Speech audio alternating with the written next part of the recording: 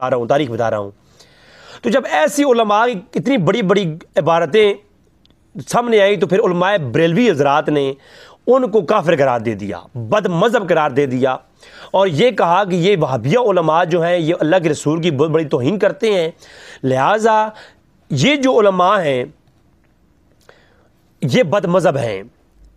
اور بد مذہب جو حضرات ہیں ان کے قرآن ہو, ان کا نماز جنازہ ہو, ان کی اذان ہو, ان کی نماز ہو, ان کی مسجد ہو, اس کا کوئی احترام نہیں ہے, وہ بد مذہب ہیں کیونکہ بد عقیدہ ہیں. تو قرآن اور حدیث میں یہ دلائل واضح طور پر ملتے ہیں کہ بد مذہبوں کی اذان کا, بد مذہبوں کی نماز کا, جنازوں کا کوئی ادب و لحاظ نہیں ہے. اب جب ایک فرقے کے نزدیک دوسرا فرقہ بد مذہب ہے تو اس کی اذانوں کا احترام کیسا؟ پھر بھی خادم حسین رضوی صاحب نے اگر وہابیوں کو کہا ہے تو ان کے خادم حسین رضوی اور ان کی جو علماء اہل سنت ہیں ان کے نزدیک تو وہابیہ بد مذہب ہے. جب بد مذہب ہے تو بد مذہبوں کی اذان, نماز, روزہ ان کی کوئی حیثیت ان کے ہاں ان کا لحاظ نہیں ہے. یہ میں آپ کو قرآن و حدیث سے آگے دلائل دوں گا. اب آتے ہیں وہابیہ کی طرف. تو وہابی جو ہے وہ بریلویوں کو مشرک کہتے ہیں, سنیوں کو مشرک کہتے ہیں. وہ یہ کہتے ہیں جی یہ میلاد مناتے ہیں تو یہ بدعتی ہیں, اور یہ وسیلہ اختیار کرتے ہیں یہ مشرک ہیں, اور مشرک کافر ہوتا ہے. اور جو ہے یہ جو ان شرک ظلم العظیم, مشرک شرک ظلم عظیم ہے, لہٰذا مشرک کے ساتھ کھانا پینا اٹھنا بیٹھنا وہابیوں کے لیے تو جو بریلویوں سنیوں کا جو موقف ہے وہ پھر بھی تھوڑا سخت اتنا نہیں ہے. لیکن جبکہ وہابیہ کے نزدیک بریلوی جو حضرات ہیں, جو سنی حضرات ہیں, ان کی اذان تو دور کی بات ہے, ان کے ساتھ کھانا پینا بھی حرام ہے. حتیٰ کہ آپ دیکھیں بریلویوں کے میلاد کے جلسوں میں جو سنی جو وہابی حضرات ہیں وہ کھاتے بھی نہیں ہیں. سنیوں کے مسجدوں کے اندر وہابی حضرات جا کے نماز بھی نہیں پڑھتے ان کے امام کے پیچھے, کہتے ہیں یہ مشرک امام ہے, اس کے پیچھے نماز نہیں ہوتی. وہ کہتے ہیں یہ بدعتی ہیں, اور بدعتیوں کے ساتھ اٹھنے بیٹھنے والا بھی بدعتی ہوتا ہے.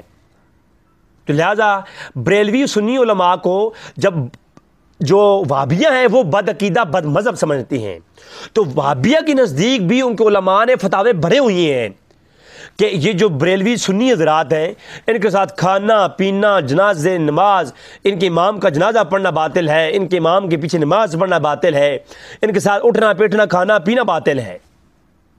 تو جب یہ علماء یہ آپس میں یہ ویسے ڈھونگ مچائے ہوئی ہیں, یہ ڈھونگ ہیں کہ ایک ویڈیو آ گئی اور جہلا لوگ اٹھا کے پھینکنے لگے.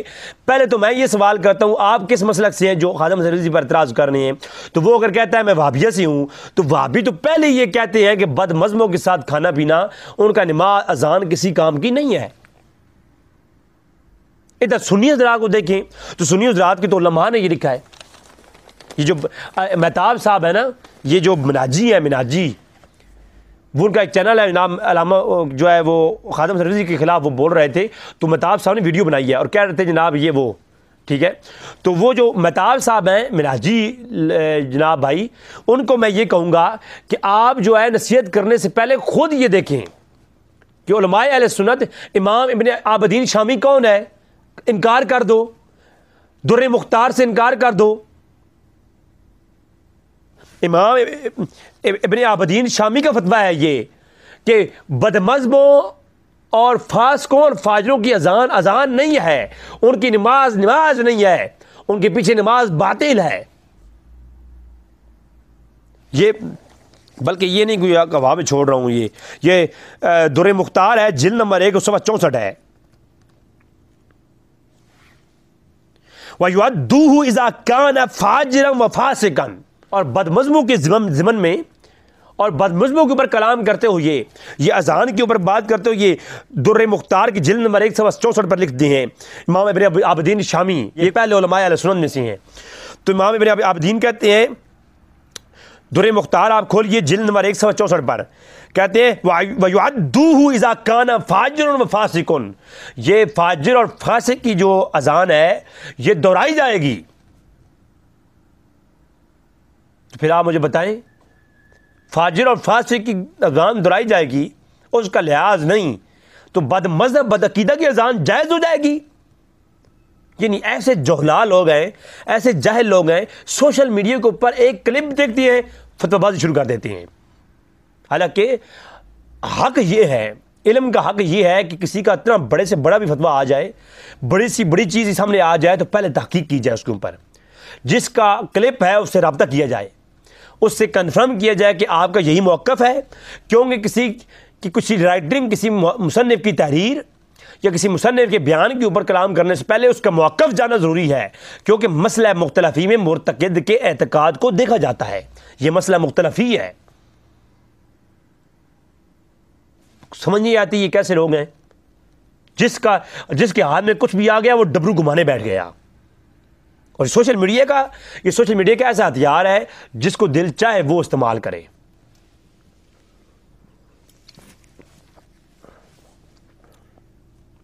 اب یہ بات تو رہی یہاں تک۔ اب جب دیوبندی اور بریلوی آپس میں ایک دوسرے کو بد مذہب سمجھتے ہیں تو ان کی اذانوں کا ادب کون کرتا ہے؟ کیا کسی بریلوی کی مسجد میں یہ وہابی جاتے ہیں؟ نہیں جاتے۔ کیا کوئی وہابی جا کر کے اگر یقین نہیں آتا تو میں آپ کو چیلنج کرتا ہوں، ذرا کسی وہابی کا کوئی باپ دادا مر جائے نا تو سنی عالم کو لے کے جاؤ جنازے کے لیے، یہ آپ کے جو فلسفے ہیں نا یہ رہ جائیں گے آپ کی جیب میں اندر۔ کیا وہ وہابی جو ہے شخص اپنے باپ کا جنازہ بریلوی سنی عالم سے پڑھوائے گا؟ نہیں کہے گا، یہ بد مذہب ہے، اس کی جنازے کا اعتماد نہیں ہے۔ اگر یقین نہیں آتا، میں نے تو آنکھوں سے دیکھا ہے نا، میں نے عید کی نماز پر جھگڑے ہوتی ہے دیکھی ہیں۔ یہ وہابی علماء کہتے تھے یہ تو سنی عالم ہے، بریلوی ہے، اس کے پیچھے نماز نہیں ہوتی، یہ مشرک ہیں، ہم نماز نہیں پڑھیں گے اس کے پیچھے، الگ سے نماز پڑھاؤ۔ تو یہ ڈرامے آپ لوگ کرنا چھوڑ دیں تو بہتر ہے۔ اور یہ جو کہتے ہیں نا کہ جناب اذان تو اللہ کی اذان ہے، نماز تو اللہ کی نماز ہے، تو جناب سب سے پہلی بات یہ ہے، یہ جا کے اعتراض خادم زرزی اور علماء اہل سنت پہ کرنے سے پہلے آپ یہ جا کے صحابہ کرام کے اوپر گرفت کریں پہلے، کیونکہ سب سے پہلے صحابہ کرام تھے جنہوں نے قرآن پڑھنے والوں کو کہا کہ جہنم کے کتے ہیں۔ میں آپ کو حدیث دکھاؤں گا نا، اور قرآن کے اندر مسجد زرار کا واقعہ آیا نا، مسجد زرار کا واقعہ قرآن کے اندر آیا ہے، جس مسجد کو اللہ کے رسول نے فرمایا جا کے اس کو جو ہے وہ گرا دو، وہ مسجد زرار۔ آج ذرا پوچھو، تاریخ پڑھو مسجد زرار کی کیا ہے، میں زیادہ کلام نہیں کرنا چاہتا، یہ قرآن کے اندر یہ واقعہ مسجد زرار کا ذکر تو قرآن کے اندر آیا ہے۔ وہ لوگ جو کلمہ پڑھتے تھے، حضور کے زمانے کے اندر کچھ لوگ تھے جنہوں نے مسجد بنا لی تھی، وہ صحابہ کرام کے ساتھ اٹھنے بیٹھنے والے لوگوں نے وہ مسجد بنائی تھی۔ تو مجھے بتائیں کیا ان کی اذان کوئی دوسری اذان تھی یا وہی اذان تھی جو صحابہ کرام دیا کرتے تھے؟ کیا اللہ کے رسول کی زندگی میں ایک مسجد بنتی ہے اور اللہ کے رسول فرماتے ہیں اللہ کے رسول کو تم لوگوں سے زیادہ جو ہے نا وہ کیا اللہ کے رسول سے تم لوگوں کو زیادہ جو ہے فکر ہے مسجدوں کی؟ کیا تم لوگوں کو زیادہ احساس ہے اذانوں کا؟ اللہ کے رسول زیادہ سمجھتے تھے نا مسجد کا ادب، تو اللہ کے رسول نے فرمایا مسجد تو اللہ کے نام کی بنائی گئی ہے، لیکن یہ مسجد اس کے اندر اذان بھی وہی ہوتی ہے جو ہم دیتے ہیں، اس مسجد کے اندر امام بھی ویسے نماز پڑھاتا ہے جیسے ہم پڑھاتے ہیں، اس مسجد زرار کے اندر امام وہی کلمات کے ساتھ اذان کہتا ہے جو ہم کرتے ہیں۔ اللہ کے رسول صلی اللہ علیہ وسلم جانتے تھے، اور اللہ کے رسول یہ بھی جانتے تھے کہ اس مسجد کے اندر وہی اذان ہے، وہی نماز ہے، وہی سجدے ہیں جو ہم کرتے ہیں، مگر اللہ کے رسول نے فرمایا چونکہ یہ بد عقیدہ ہو چکے ہیں لہذا ان کی مسجد کو ہی گرا دو۔ اب آج کے لبرل لوگ اس زمانے میں ہوتے تو وہ اللہ کے رسول کو بھی یہ مشورہ دیتے یا رسول اللہ وہ تو وہابیوں کی اذان ہے، بد مذہبوں کی اذان ہے، تو وہ بھی بد مذہبوں کی اذان ہے تو کیا ہو گیا، ادب تو ہوگا نا پھر۔ لیکن اچھا یہ الزام بریلویوں علماء پہ لگانا نہیں چاہیے، کیونکہ فتاوی رضویہ کے اندر امام احمد رضا خان جو بریلویوں کا عالم ہے، امام اور عالم ہے، اس نے واضح دو ٹوک لفظوں میں لکھا ہے، انہوں نے کہا کہ یاد رکھیں بد مذہبوں کی اذان اذان نہیں ہے، مگر بد مذہبوں کی اذان نہیں ہے، یہ فتاوی رضویہ ہے، اور اذان کے چیپٹر میں آپ دیکھ لیں انہوں نے کہا کہ بد مذہبوں کی اذان نہیں ہے، اور یہ فتاوی شامی رد المختار کے حوالے سے لکھا ہے امام احمد رضا خان نے۔ امام احمد رضا خان نے تو اپنے اوپر بات نہیں ڈالی نا، اگر یہ شخص کمال بات ہے واللہ۔ امام احمد رضا خان فاضل بریلوی کو جب میں نے پڑھا اس عظیم شخص کی ایک اہم نشانی یہ ہے، اس لیے کبھی کوئی بات اپنے اوپر نہیں ڈالی، ہر بات پہلے کابرین کو علماء کے حوالوں سے لکھتے ہیں۔ تو امام احمد رضا خان یہاں پر بھی فتاوی شامی کے حوالے سے لکھتے ہیں، کہتے ہیں بد مذہبوں کی اذان نہیں ہے، اور پھر آگے کہتے ہیں، اپنا فتویٰ دیتے ہیں، کہتے ہیں مگر اگر کوئی بد مذہب اذان دے گا تو ہم کیا کریں گے، اس کے اندر اللہ کا جب نام آئے گا، اللہ کے نام کے اوپر کلمہ تعظیم کہیں گے، اللہ کے نام کا ادب کریں گے، اذان کے اندر اللہ کے نام، بد مذہب یہ اذان دے رہا ہوگا۔ اور یہ یہاں پر انہوں نے لکھا ہے، یہ جو اذان ہے، یہ اذان اگر کوئی بد مذہب سنیوں کی مسجد میں دے رہا ہو تب بھی وہ اذان نہیں ہوگی، تب بھی اس اذان کو دہرایا جائے گا۔ اگر یہ نہیں کہ کوئی بد مذہب اپنی مسجد میں اذان دے تو وہ تو بالکل نہیں ہے نا، اگر کوئی بد مذہب سنیوں کی مسجد میں بھی آگے اذان دے دے تو وہ اذان قابل قبول نہیں ہے۔ یہ کون فتاوی رضویہ شریف ہے، اور لکھا کیا ہے کہ جناب بد مذہب اگر سنیوں کی مسجد میں آگے اذان دے تب یہ اذان قابل قبول نہیں ہے، ہاں مگر اس اذان کے اندر اللہ کا نام آئے گا تو اس کی تعظیم ہوگی، اور اللہ کے رسول کا نام آئے گا تو درود پڑھا جائے گا۔ تو لہٰذا جو خادم حسین رضوی صاحب کی کلمات سوشل میڈیا پر دکھائے جا رہے ہیں وہ تو فتاوی رضویہ کے اگینسٹ جاتے ہیں، بریلوی علماء کے عقیدوں کے بھی خلاف جاتے ہیں، تو وہ کسی نے ایڈیٹنگ کر کے یہ بہت بڑا فتنہ کھڑا کرنے کی کوشش کی ہے۔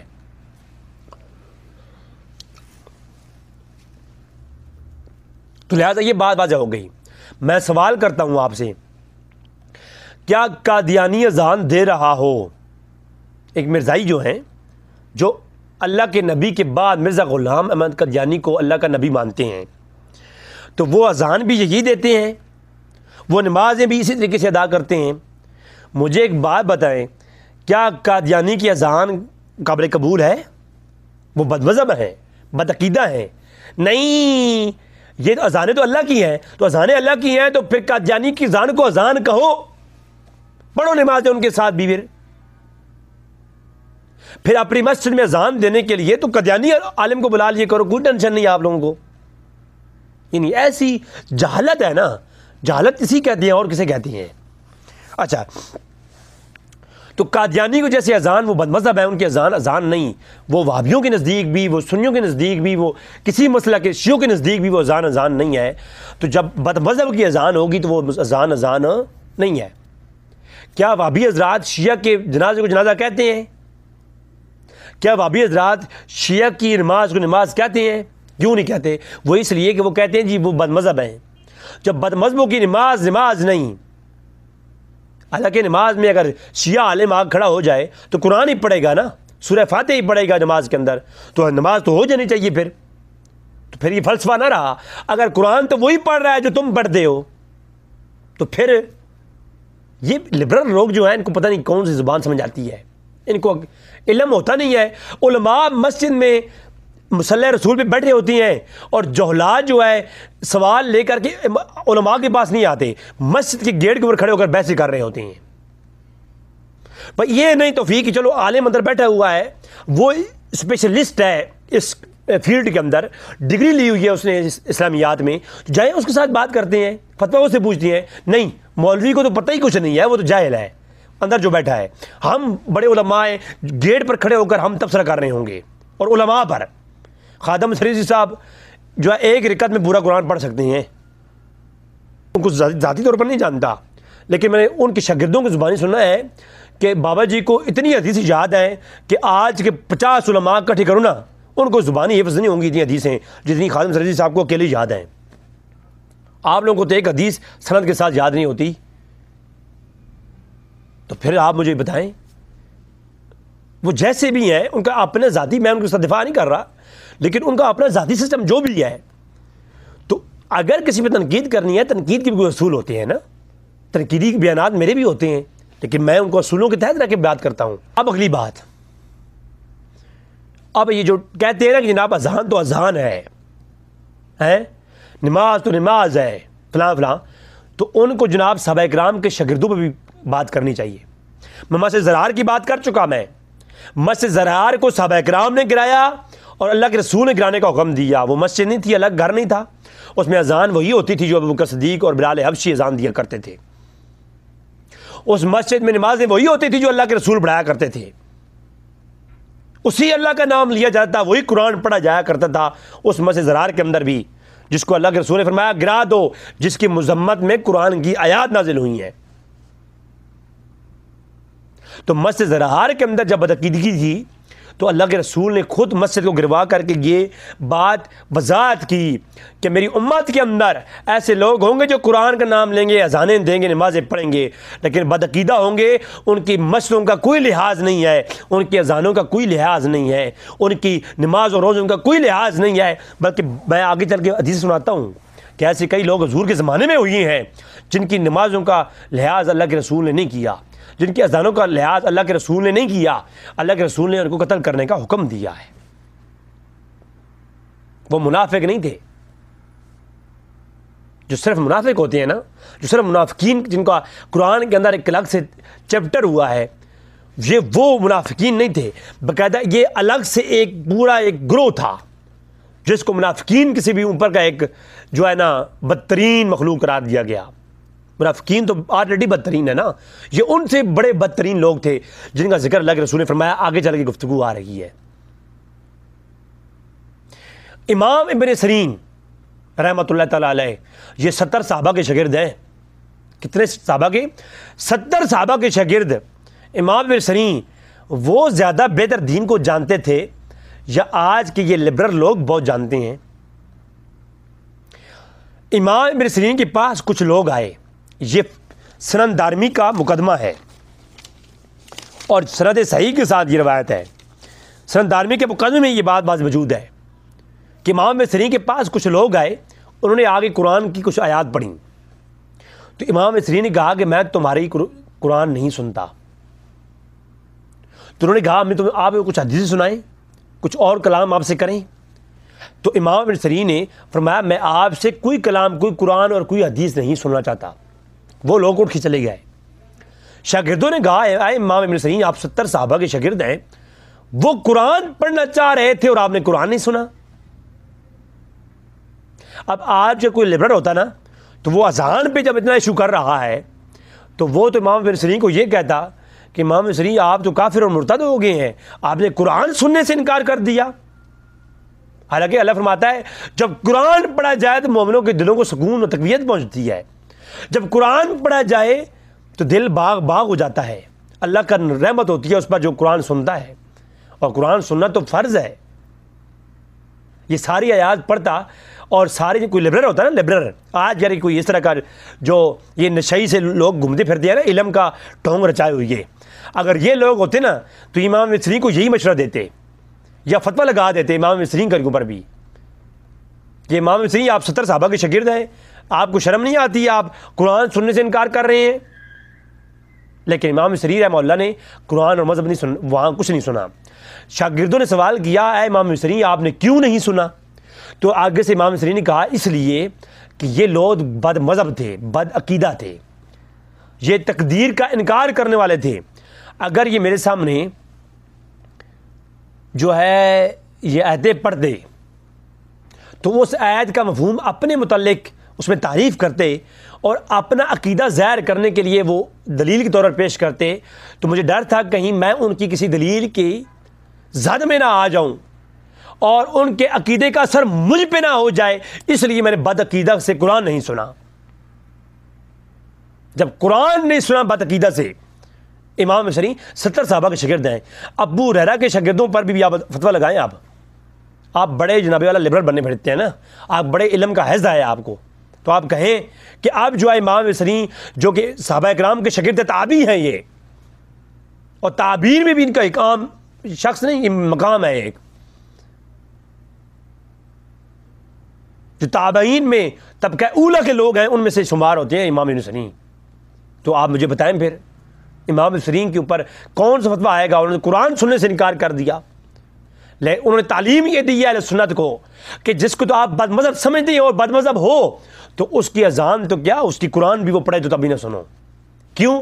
جب قرآن اب قادیانی غیر مسلم ہے نا، قادیانی اللہ کے بعد نبی مانتے ہیں، دلیل کہاں سے لیتے ہیں؟ قرآن سے۔ قادیانیوں کی ہر بات کا جواب وہ قرآن سے دیتے ہیں، تو کیا آپ پھر وہ قرآن مانیں گے؟ وہ والا قرآن تو یہی پڑھتے ہیں, یہی قرآن ہے وہ بھی جو آپ کے ہاتھ میں ہے. تو پھر اس کا مطلب ہے وہ قرآن میں تحریفات کرتے ہیں, اب وہ قرآن کو معنی اور مفہوم کو اپنے مطابق ڈھال کے پیش کرتے ہیں. تو اس کا مطلب یہ ہے قرآن تو یہی ہے, لیکن جب بد مذہب اسے استعمال, اب عیسائیوں کی دلائل, میں کرسچن کے ساتھ جب کئی لائیو بات گفتگو کر چکا ہوں, میں ڈیبیٹ کر چکا ہوں کرسچن کے ساتھ, تو کرسچن ہر بات کی دلیل قرآن سے دیتے ہیں. تو اب کیا کرسچن نے جو قرآن سمجھا ہے وہ تم لوگ مانو گے؟ نہیں. اس کا مطلب ہے ہر قرآن پڑھنے والا, ہر اذان نماز پڑھنے والا بھی مسلمان نہیں ہوتا, بد مذہب ہے, اسلام کا نام بلبادہ اڑے ہوئی ہے. آخری بات کرتا ہوں اس کے اوپر. اب صحیح بخاری, صحیح مسلم اور اس کے علاوہ, صحیح بخاری اور مسلم کے علاوہ یہ بندہ فقیر 60 کتابوں, مستند کتابوں سے یہ روایتیں دکھائے گا, اور روایتوں کی تعداد تقریباً 100 سے اوپر ہے. میں ساری روایتوں کا نچوڑ ہے نا, اس کو بالکل چند لفظوں میں بیان کرتا ہوں, کیونکہ اب ساری روایتیں میں پڑھوں گا تو میرا ٹائم جو ہے وہ بہت لگ جائے گا. ان روایتوں کے اوپر میرا ایک تفصیلی لیکچر موجود ہے, اس کا لنک میں ویڈیو کے نیچے ڈسکرپشن میں دے دوں گا خوارج کے متعلق, تو وہ آپ سن لیجیے گا. ساری ڈیٹیل گفتگو میں نے اس میں کر رکھی ہے, 1 سال پہلے کی گفتگو میں نے ہو چکی ہے اس کے اوپر. ابھی میں مختصر بیان کرتا ہوں. اللہ کے رسول کے دور میں صحیح بخاری چیپٹر نمبر 24 باب نمبر ہے 24, باب ما جاء فی بیان الخوارج. صحیح مسلم چیپٹر نمبر 24, باب ما جاء فی بیان الخوارج. ابن ماجہ, ابو داؤد, سنن نسائی, سنن دارمی, مشکات, تمام کتب اٹھا جاؤ, 60 کتب کے اندر یہ حدیثیں موجود ہیں, اور ہر محدث نے بالاتفاق ان روایتوں کو صحیح کہا ہے. اب ساری روایتوں کے جو راوی ہیں, زیادہ کے راوی ابو سعید الخدری ہیں, صحابی رسول ابو سعید خدری رضی اللہ تعالیٰ عنہ راوی ہیں اس کے. دیگر بھی راوی اور بھی ان روایتوں کو مزید اور راوی بھی ہیں جن کی تعداد تقریباً 100 سے قریب ہے, لیکن میں ساری روایتوں کا مجموعہ پیش کرتا ہوں. صحیح بخاری اور مسلم کے اندر بھی ہے کہ اللہ کے رسول مال غنیمت تقسیم کر رہے تھے. سورۃ توبہ کی آیت نمبر 59 کے اندر ہے کہ اے محبوب, جب آپ کچھ ان کو عطا کرتے ہیں, منافقوں کو جو ناشکرے لوگ ہیں, اے محبوب جب آپ ان کو کچھ عطا کرتے ہیں تو وہ راضی ہو جاتے ہیں, اور جب آپ انہیں کچھ عطا نہیں کرتے تو وہ آپ سے ناراض ہو جاتے ہیں. اور یہ منافقوں کی علامت ہے کہ جو اللہ کے رسول کی عطا کرنے پر راضی ہوتا ہے, سورۃ توبہ کی آیت نمبر 59 قرآن میں اللہ فرماتا ہے کہ وہ اللہ کے رسول سے راضی ہوتے ہیں, اور جن کو اللہ کے رسول کی برگاہ سے کچھ ملتا نہیں ہے, فیض نہیں ملتا, وہ کیا کرتے ہیں, وہ اللہ کے رسول سے ہمیشہ ناراض رہتے ہیں. اسی ضمن میں حافظ ابن کثیر اور دیگر مفسرین بھی اس روایت کو لائے ہیں جو میں آج پڑھنے والا ہوں. ابو سعید الخدری رضی اللہ تعالیٰ عنہ صحابی رسول ہیں, وہ بیان کرتے ہیں حضور مال غنیمت تقسیم کر رہے تھے, کچھ سونا لایا گیا تو وہ تقسیم کر رہے تھے, مال غنیمت تھا. تقسیم کرتے کرتے اللہ کے رسول نے کسی کو کچھ دیا, تھوڑا دیا, کسی کو زیادہ دیا, ہر کسی میں کچھ نہ کچھ تقسیم کر دیا. کوئی بچ بھی گئے جن کو کچھ نہیں تقسیم کیا, جس کی جو اوقات تھی اللہ کے رسول نے اسے عطا کر دیا. اب کچھ لوگ بیچ میں بیٹھے ہوئے تھے جو خود کو صحابی کہتے تھے, ان لوگوں نے کیا کیا کہ ان کو کچھ اعتراض ہوا. وہ ان میں سے ایک شخص کھڑا ہوا جو بنو تمیم سے ایک شخص آیا تھا, اس کا نام ذوالخریسرہ تھا, ذوالخریسرہ تمیمی, بنو تمیم کا یہ رہنے والا تھا قبیلے کا. تو وہ آیا تو اس نے, وہ بیٹھا ہوا تھا, تو جو ہی اللہ کے رسول نے اسے کچھ نہ کچھ عطا کیا جو اس کی ظالم کی اوقات تھی, تو وہ کھڑا ہو گیا اور اس کھڑا ہو کر اعتراض کیا, اے دل یا محمد, اے محمد آپ انصاف نہیں کر رہے, آپ نے فلاں کو زیادہ دیا ہے, فلاں کو تھوڑا دیا ہے, اور میرے ساتھ بھی آپ انصاف نہیں کر رہے. تو اللہ کے رسول کے اوپر انگشت تنقید اٹھا دی ظالم نے. اب روایتوں میں ملتا ہے, ایک روایت میں ہے کہ خالد بن ولید نے تلوار نکالی اور کہا اللہ کے رسول آپ اجازت دیں ذرا میں اس کا سر تن سے جدا کر دوں. اس نے کیا تھا, اذان اور نماز سے یہ بات کی باتیں ہیں, صرف اتنا کہا کہ اے دل یا محمد, اے محمد آپ انصاف نہیں کر رہے. صحابی رسول نے تلوار نکال لی, فرمایا کہ اللہ کے رسول اجازت دیں ذرا سالم کا سر میں قلم کروں. اور ایک روایت میں عمر فاروق نے تلوار نکال لی اور دیگر روایتوں میں اللہ علی نے تلوار نکال لی، اور مختلف روایتیں ملتی ہیں اور ساری سندیں صحیح کے ساتھ ہیں، اور سب کے اندر الگ الگ صحابہ کرام کا ذکر ہے جنہوں نے تلواریں نکالنی۔ تو صحابہ کرام نے تلواریں نکالی اور کہا کہ اس شخص سر قلم کرتے ہیں۔ اللہ کے رسول نے فرمایا نہیں، اس کا سر قلم نہ کرو، اس ظالم کی پشت سے ایسے لوگ پیدا ہوں گے۔ وہ شخص وہاں سے چلا گیا۔ اب جو لوگ پیدا ہوں گے، اور لبرل لوگوں کو میں دعوت فکر دے رہا ہوں، یہ قرآن کے بعد وہ پہلی کتاب جس کو تلقی و بالقبول حاصل ہے، جو قرآن کے بعد مقام جس کو حاصل ہے، وہ صحیح بخاری ہے، اس کے اندر یہ روایت موجود ہے۔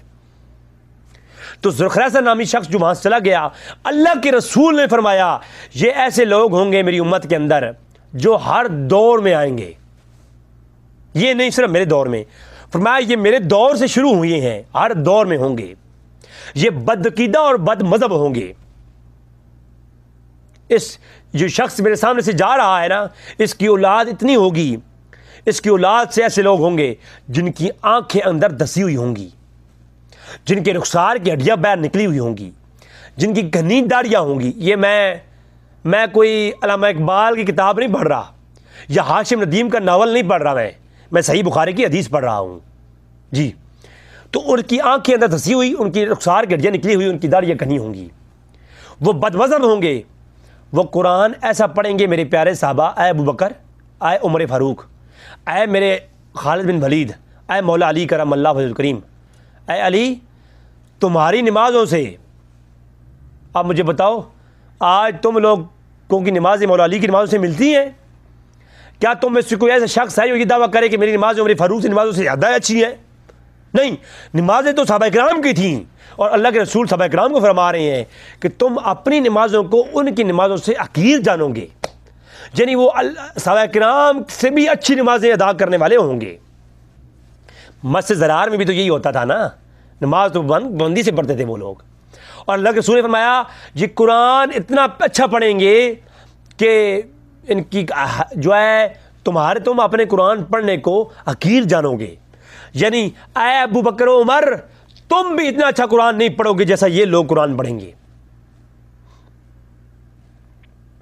اور تمہاری نمازیں ایسی، تم اپنے روزوں کو حقیر جانو گے، تمہارے روزوں سے اچھے روزے یہ رکھیں گے، لیکن یہ حلق قرآن پڑھیں گے لیکن ان کے حلق سے نیچے نہیں اترے گا، یعنی کہ نماز روزہ کوئی فائدہ نہیں دے گا۔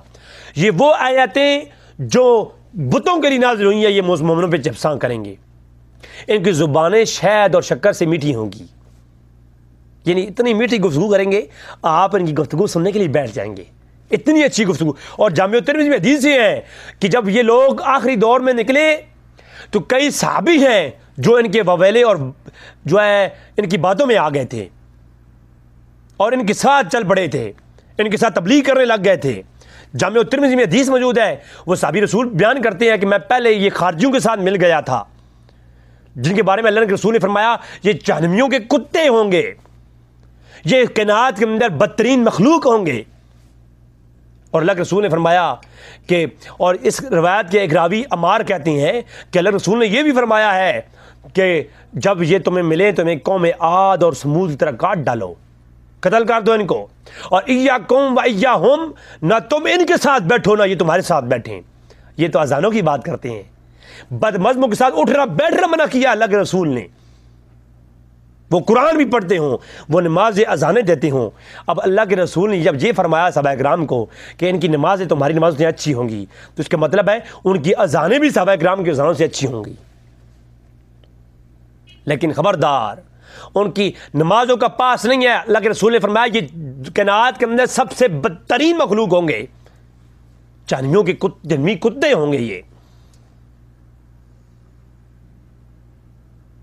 اور مستدرک علی الصحیحین کے اندر امام جو حاکم اس روایت کو نقل کرنے کے بعد کہتے ہیں کہ جب اللہ کے رسول نے یہ فرمایا کہ یہ جہنم کے کتے ہیں، یہ روایت سند صحیح، یہ شیخین کی شرطوں پر یہ روایت سند صحیح ہے۔